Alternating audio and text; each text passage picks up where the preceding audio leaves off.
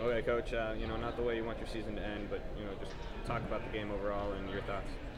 Well, we got off to a bad start, man, defensively. Not getting back in transition really killed us.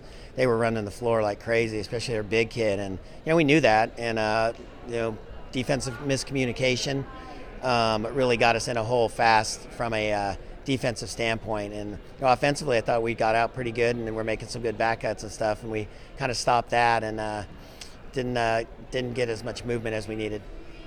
You play evenly on the scoreboard in the second half. What'd you guys change up and.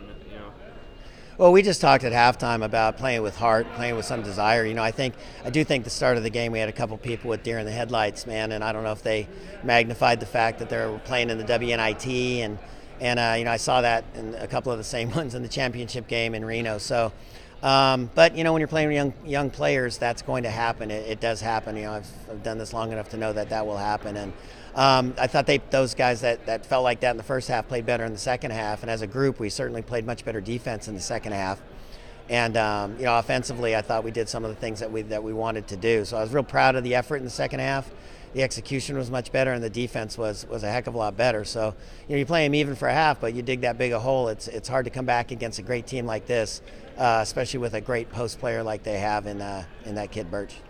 Maybe it's too early, but bulk of this team returns. How do you use this as like a building block?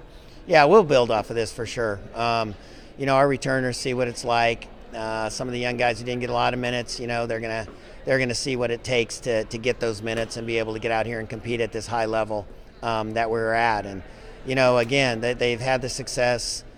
Second, playing one game away from the NCAA tournament, playing in the WNIT. Like I told them, I said only 3 teams feel good at the end of the year: the winner of the NCAAs, the WNIT, and the WBI. Man, they all got a good feeling. Everybody else feels like we did tonight. So I said, remember it when you're working in the off season, in the spring and the summer.